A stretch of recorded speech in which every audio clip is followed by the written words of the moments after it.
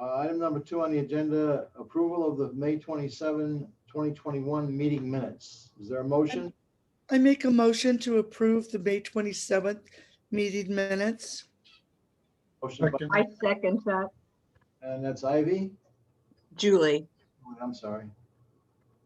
Okay, motion is made and seconded. Any corrections, notations, any further discussion? Hearing none, all those in favor signify by saying aye. Aye. Aye. Any opposed? Any abstentions? Motion carries. Item number 3, application review, C21-04, 198 Shore Road, stream channel stabilization, John Lombardi, applicant, owner, Jay Thoreau. Agent. Is Mr. Thoreau here? Yes, it is. Any comments? Mr. Thoreau? Yes, I'm sure you guys got the response to Maureen's comments and suggestions. I tried to basically go by item number. So, if any of the commission members or Maureen have any, any comments or questions, I'll be more than happy to try to answer them for you. Are there any questions of commissioners? From the commissioners? Yes, I have a question. Ivy? Yes, number 2, when you say the riprap is going to be placed by utilizing an excavator to reach across the stream. So the excavator is going to be on the Division side, Division Street side, right? It'll be on the south side. Yep. Okay, I think of it as Division Street. Okay. So how do you exactly do that with an excavator? I mean, are you gonna like dig the hole and then put the stone, or are you just? No, they're gonna reach. They're just basically gonna reach across with the excavator with a bucket full of stone, and dump it in place, and then either push it down into the existing soils or place it by hand, depending on where it's going. In some places, it's going to have to be placed and pushed into where the stream is undercut. Okay, And then other places, they're simply going to be able to just take that excavator and just push down and push it, push it right into the edge of the bank. okay, so none of that's gonna be going into the stream bed, That's the idea. Yep. right? Okay, thank you. Any other questions, comments?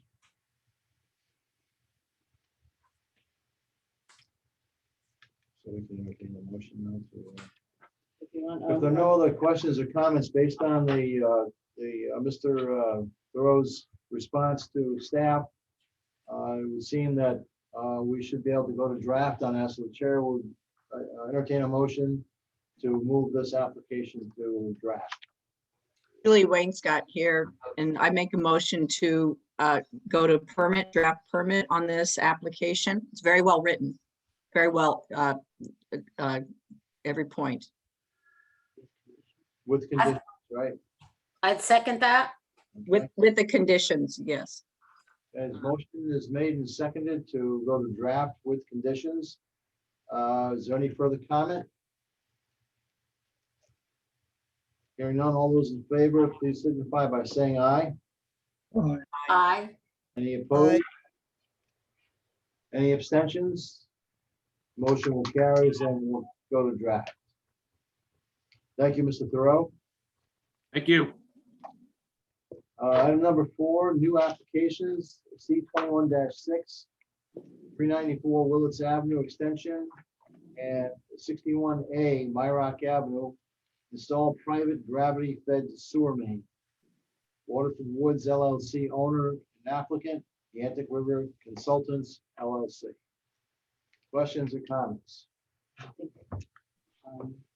Mr. Brandon Hanfield is Oh, I'm here to sorry. make the presentation. Okay, Mr. Hanfield? Yes, thank you.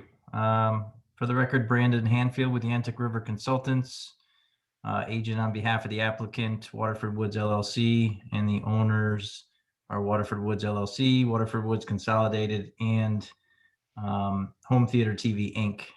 So there's 3 properties involved in this application.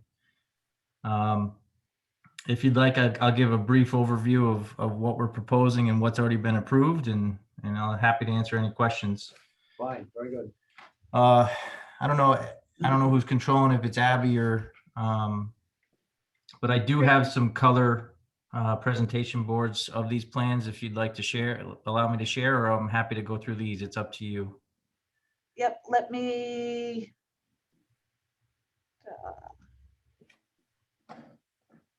Okay.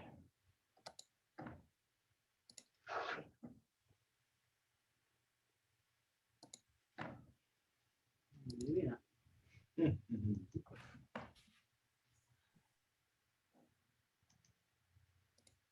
There we go.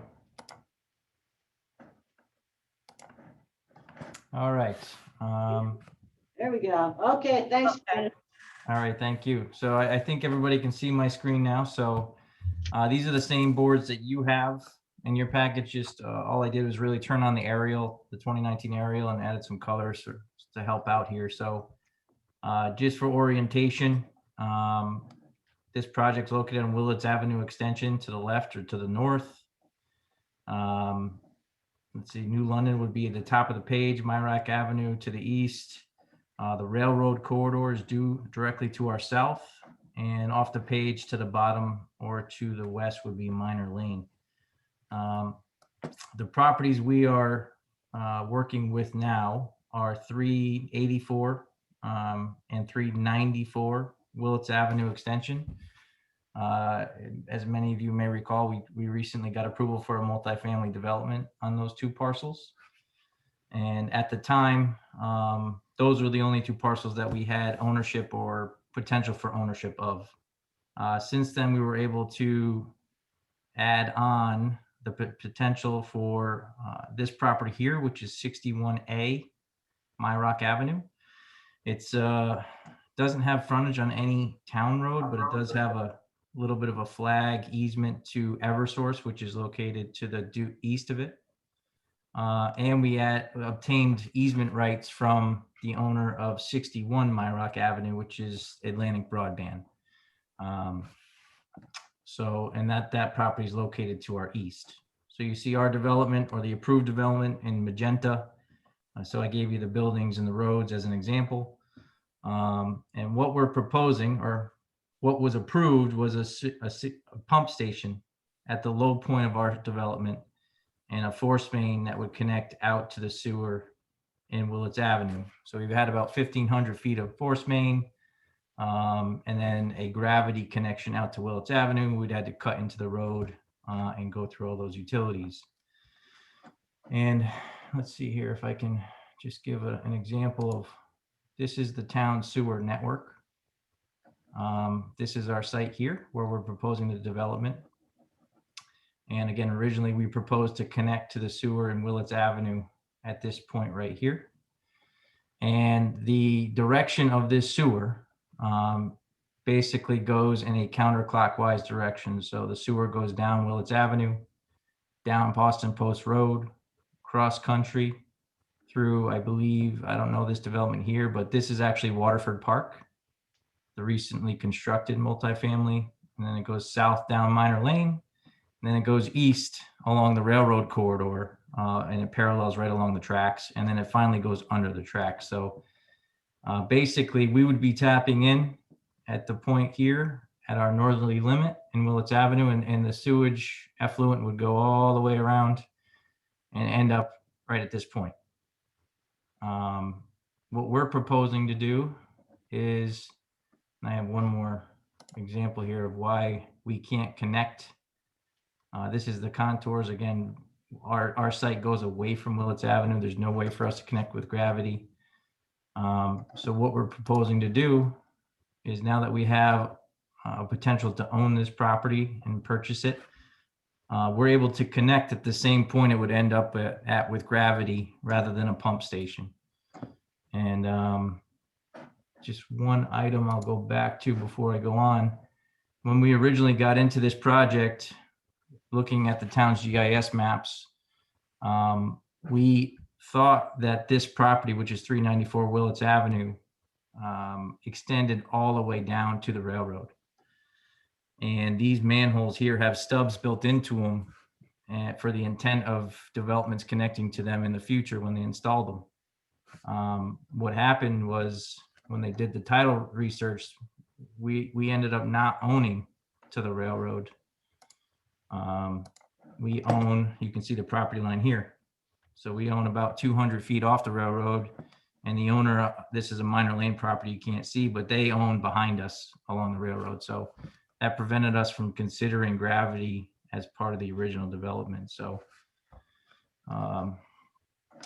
let's see, I'll go into the detailed plans, but before I do, everywhere you see in this teal color is the delineated inland wetlands. James Sipperly, soil scientist, flagged them on 2 occasions. The original map for the development was in 2020. And then for 61A, he flagged that a few months ago. And he did provide me some notes of his delineation, and he's working on a detailed report that will be submitted. So going on to what we're proposing. This is a blow up of a plan and profile of the sewer. On the top left of your screen is the original pump station that was approved, located at the low point of our driveway, and that pump station had a force main that went out to Willits. What we're proposing to do is eliminate the pump station and go cross country parallel with the wetlands, and that's shown in this bold green line. This is the easement over 61 Myrock Avenue or Atlantic Broadband. And again, we're going cross country, everything's in the upland review area. Oop, I apologize. And then we get to the limit of our property line. Eversource is located right here. And this is a steep slope that goes up to their internal driveways and fence. We turn to the south and then parallel our property line to the connection with the sanitary main on the railroad corridor. So all of this work here is only in the upland review area and will be restored in kind. When we get further south, we do have a wetland crossing between stations, about 250 feet long. The area of direct crossing is about 4,400 square feet, and it's highlighted in orange, and I can zoom in for you. So this area here is a 20-foot wide construction corridor. So to be conservative, I considered everything within that corridor to be temporarily impacted with our construction. And we will be going 3 feet to 3.5 feet down, excavating out the native wetland material, installing our pipe. And then after we place the sand around the pipe, we'll be replacing the native wetland material in the same layers that they came out. So we provide stockpile areas on both sides of the wetland. Outside of those areas, they'll be protected, sufficient area to stockpile it temporarily. And we also have no structures in the wetlands. So I placed the manholes outside the limits of the wetlands so that there's no permanent structure that'll be within those wetlands once they're fully restored. And what you can see here is we're proposing to connect to, this is the public main right here. And from this point, it goes under the railroad. So this is the lowest point on the sewer main in this area of town that we're able to connect to before it goes under the railroad. I can give you a brief description of the wetlands that Jim Sipperly delineated. So in this area here, it is a Ridgebury Leicester and Whitman fine sandy loam soil, so poorly drained. He describes, let's see here, basically it's good for typically host seeds, rhizomes, and bulbs of typical wetland plant species. He witnessed understory of buttonbush, speckled alder, spicebush, and silky dogwood. So it's a lightly wooded area.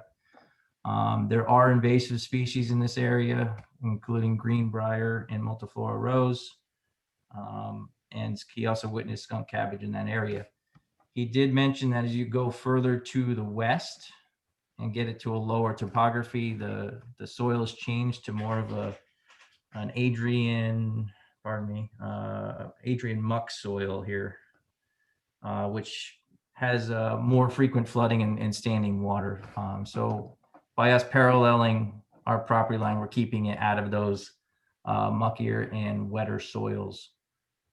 One thing to note here is we're basically right at the toe of the original fill slope for Eversource properties. So you can see the steepness of the contours, 28 down to about 18. It's a very steep slope, hard to climb. So we're basically going right along the toe of that original slope. And so all of the soils outside of the wetlands are likely disturbed as part of the original development. And as I slide over this way, I will mention that this area here also has signs of former land use or landfilling activities. So we did do test pits out there. You can see there's a test pit right under our pipe here, test pit right there.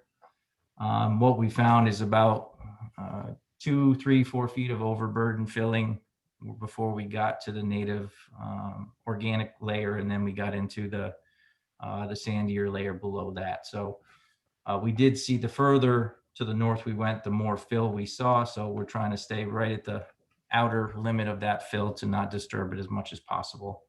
And again, all of that soil will be placed back the way it came out. I think that's a short story. Happy to answer any questions if anyone has any. Do any of the commissioners have any questions? I do. Just, can you clarify again how many layers of soil you'll be removing? So there'll be a separate pile for the top layer, the layer below that, or just kind of chronological by depth? So I didn't specify in these plans exactly how many layers, but Jim Sipperly did get into what he would recommend. They call it double ditching, which is separating the organic soil from the mineral soil.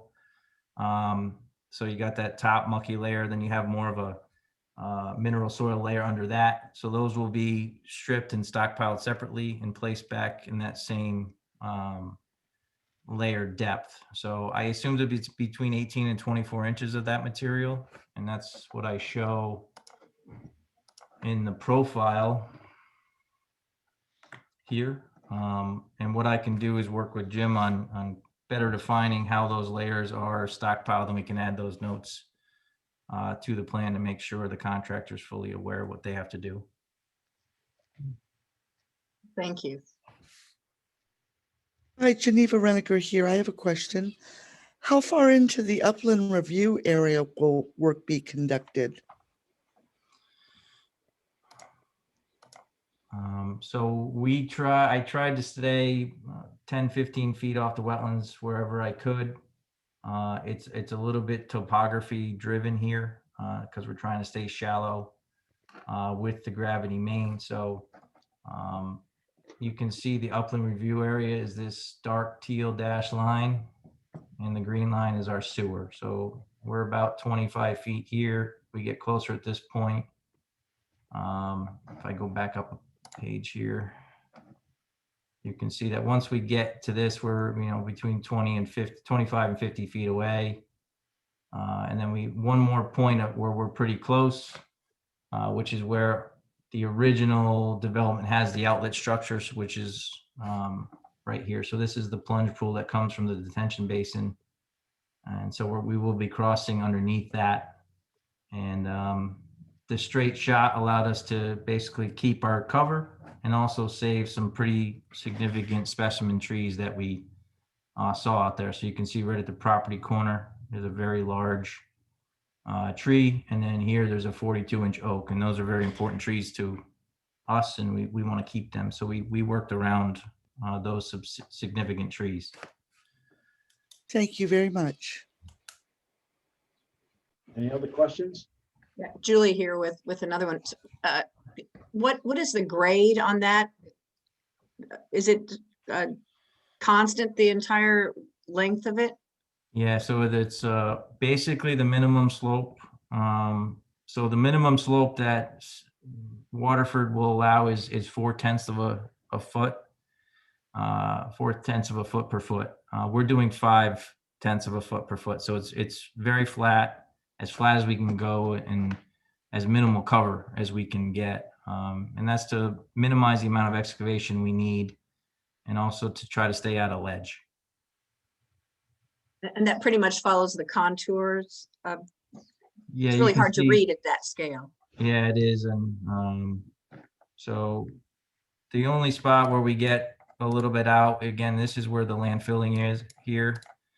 But in general, you can see we tried to stay between 3 and 5 feet below the existing contours the whole run. Thank you. Any other questions or comments?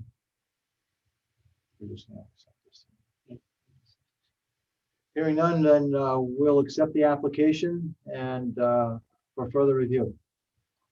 Thank you very much for having me. Thank you for your Thank you, presentation. Brandon. Just is that area accessible that we could take a look at that if we wanted to? I'll use accessible lightly. Pretty it is- brushy. So we did kind of carve our way back there with the machine when we dug pits, so that we basically beat down the brush. But I would say the worst area is going to be this area here. Has a substantial growth of greenbrier. It's not fun, but you can do it. And this area here is really overgrown with invasives from the landfilling, so you can get through. The other route is to walk along Eversource's fence, but I can't invite you to do that because you would be going on Eversource's property. But there is a path along the fence that allows you to get, if you walked along that fence, you'd end up, basically you could just end up right here and see the wetlands below you. So I don't think you have the shared screen. oh, yeah, it's really hard, isn't it? I'm sorry. We probably won't trespass on Eversource's property. Yeah, I would recommend, I'm not going to recommend that, but I'll say I may have tried it myself. So the fence is up here. You can see that's on Eversource's property. There is a clearing along it. Again, you can walk through here. It's thick. And once you get in this area, it's very, there's some rocks to hop over, but you can get in there. It's a pretty long walk. Okay, thanks. And Brandon, just to clarify, you'll be able to get me that report for Mr. Sifley, right? Yes, he's working on it. He gave me the language today, and he'll have it to you next week. I appreciate the preview, but as long as we have something in the record, that'd be great. Absolutely. Thank you. All right, thank you very much. Thank you. Item number 5 on the agenda, violations, 54 Roseberry Road, status of stream restoration. Just an update on that. They plan to start the work this weekend, weather allowing. They're within their approved timeframes. And I expect to be notified probably Monday or Tuesday to come out for the final inspection. Okay. Any questions or comments on item number 5 for the violations? Item number 6, other business. All right. I don't have any, unless the commission does. Any other? Of note, the volunteers, Geneva in particular, replanted and salvaged the butterfly garden, the pollinator garden in front of the library. That's fantastic. Yeah, I want to go see it. There's a parade to Saturday, so probably not this weekend. Item number 7, adjournment. Motion, Move to adjourn. second. Second, Thank you very much. All in favor? Aye. Good evening, folks. Thank you. Thank you. Good night, everyone. Good night. Good night. See you soon. bye-bye.